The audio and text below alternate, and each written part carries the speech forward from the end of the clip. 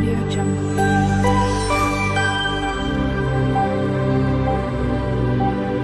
Audio Jungle. Hello everyone, જય શ્રી કૃષ્ણ. મારી ચેનલમાં તમારું સ્વાગત છે. આજે હું બનવામાં સરળ અને ટેસ્ટથી ભરપૂર એવી ગરમા ગરમ super tasty street style veg ફ્રેન્કીની રેસિપી શેર કરવાની છું. મારી આ રીતથી તમારી ફ્રેન્કી પહેલી જ વારમાં પરફેક્ટ અને ઓછા સમયમાં તૈયાર થઈ જશે.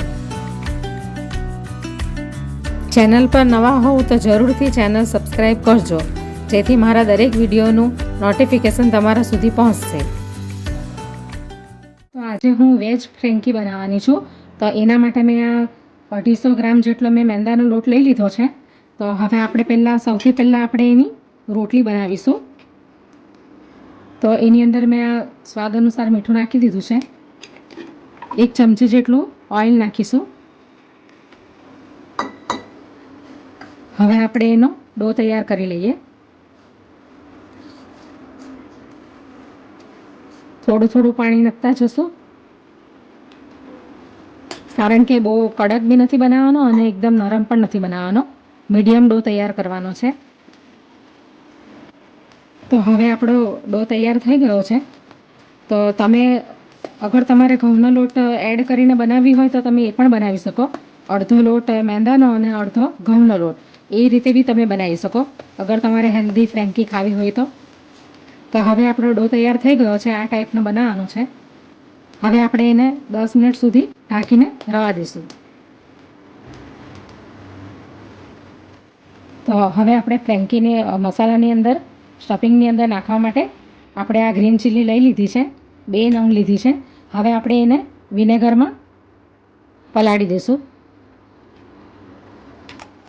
આપણે જ્યારે ફ્રેન્કી તૈયાર કરશું ત્યારે એની ઉપર આ નાખીશું. હમણાં આને સાઈડ પર રવા દઈએ. તો હવે 10 મિનિટ થઈ ગઈ છે. હવે આપણે રોટલી બનાવી લઈએ, એટલે ફ્રેન્કીનું પડ બનાવી લઈએ.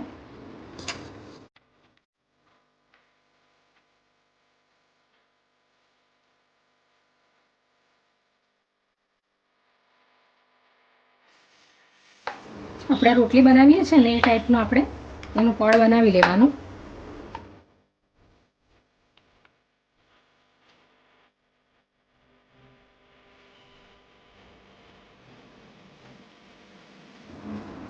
આ ટાઈપની આપણે બધી રોટલી બનાવી લેવાની.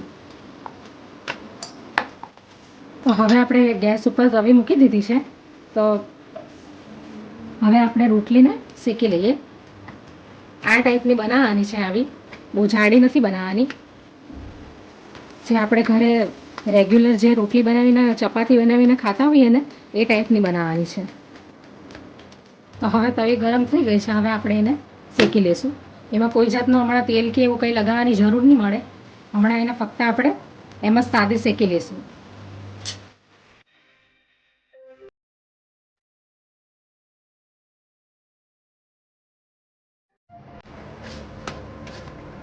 બંને સાઈડેથી બરાબર આપણે એને શેકી લઈશું.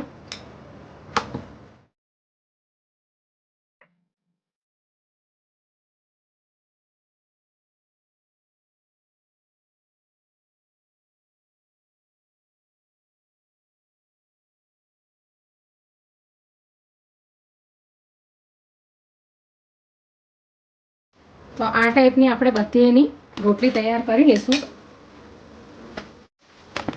આ રીતનું બધું તૈયાર કરી લેવાનું આપણે બધી રોટલી, એટલે ફ્રેન્કી બનાવવામાં પછી આપણને આસાની રહે.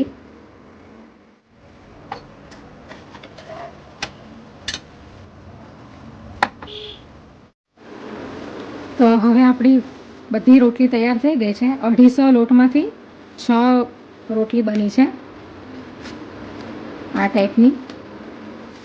હવે આપણે આની ઉપર સ્ટફિંગ કરવા માટે આપણે બટાકાનો મસાલો તૈયાર કરી લઈએ. તો એના માટે મેં આ બટાકા પહેલેથી બાફીને રાખ્યા છે.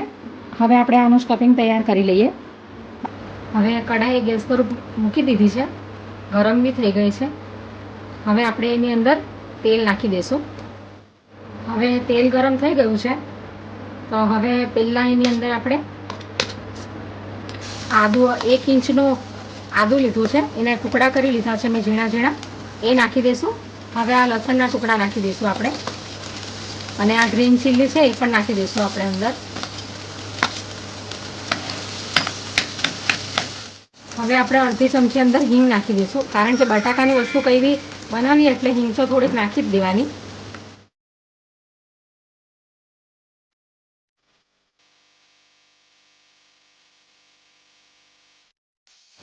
આદુ મરચાં લસણ શેકાઈ જાય પછી આપણે એની અંદર ઓનિયન નાખીશું. હવે આ આપણે ઝીણા સમારેલા કાંદા પણ નાખી દઈશું અંદર.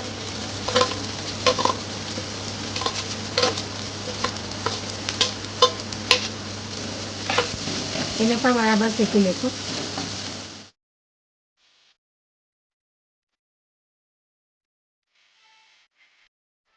તો હવે આપણા કાંદાને બધું શેકાઈ ગયું છે. તો હવે આપણે એની અંદર આ બાફેલા બટાકાનો માવો નાખી દઈશું. હવે આ સૂકા મસાલા છે, તો અડધી ચમચી જેટલું આ લાલ મરચું લીધું છે, અને સ્વાદ અનુસાર મીઠું લીધું છે, અને આ થોડો ગરમ મસાલો છે, અને આ હળદર છે, થોડી ધાણા જીરું છે, આમચૂર પાવડર છે, અને ચાટ મસાલો છે. આ ચાટ મસાલો અને આમચૂર પાવડર તો નાખવો જ અંદર ચોક્કસ, એનાથી ટેસ્ટ આવશે. અને મરી પાવડર બી તમે એડ કરી શકો અંદર. હવે આ કોથમીર પણ અંદર નાખી દઈશું આપણે. હવે એને બરાબર આપણે મિક્સ કરી લઈશું. હવે આ ડાર્ક સોયા સોસ છે, 1 ચમચી જેટલો આપણે નાખી દઈશું અંદર. હવે આ ટમેટો કેચઅપ છે, એ પણ 1 ચમચી જેટલો એડ કરી દઈશું અંદર. હવે આપણે એને મિક્સ કરી લઈશું બરાબર.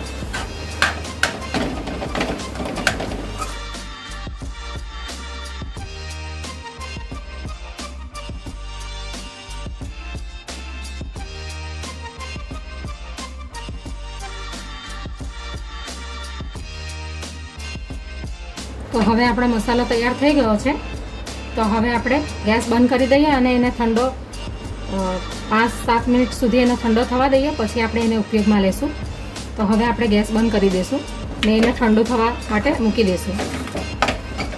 તો હવે આપણો બટાકાનો મસાલો તૈયાર થઈ ગયો છે. તો હવે આપણે એને લાંબી ટિક્કી બનાવી લઈએ.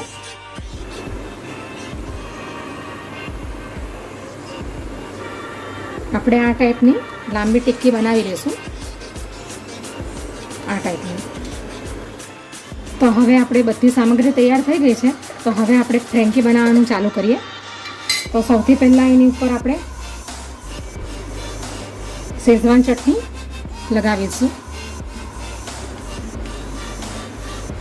તમે કંઈ પણ લગાવી શકો, તમે એની અંદર ગ્રીન ચટણી પણ તમે લગાવી શકો, અથવા તો ટમેટો સોસ, માયોનીઝ અથવા તો શેઝવાન ચટણી કંઈ બી તમે લગાવી શકો.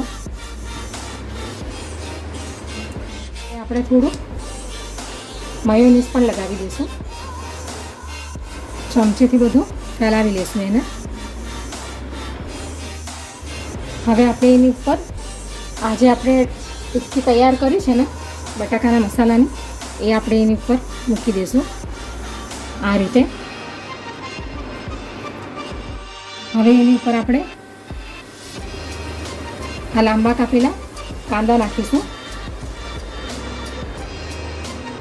કેપ્સિકમ પણ નાખીશું, થોડાક આપણે ગાજર પણ લઈ લઈશું, અને આ કોબીજ.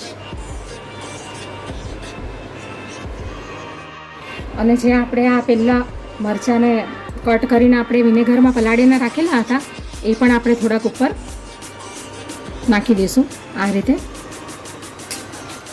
હવે આપણે એની ઉપર ચીઝ નાખી દઈશું.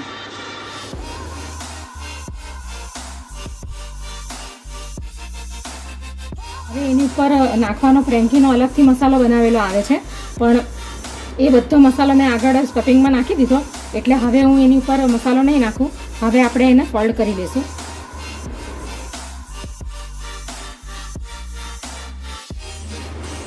આ રીતે.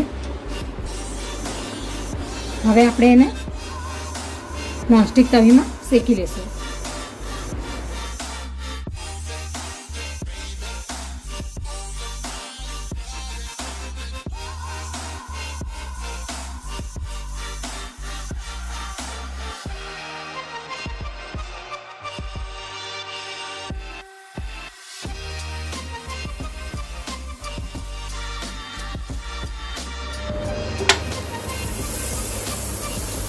હવે આપણે ફ્રેન્કીને બટરની અંદર શેકી લઈશું.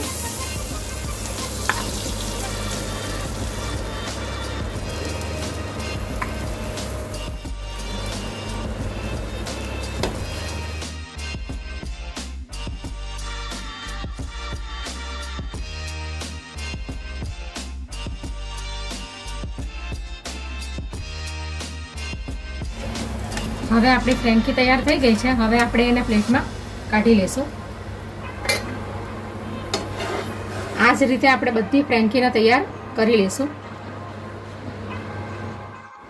તો તૈયાર છે આપણી વેજ ફ્રેન્કી.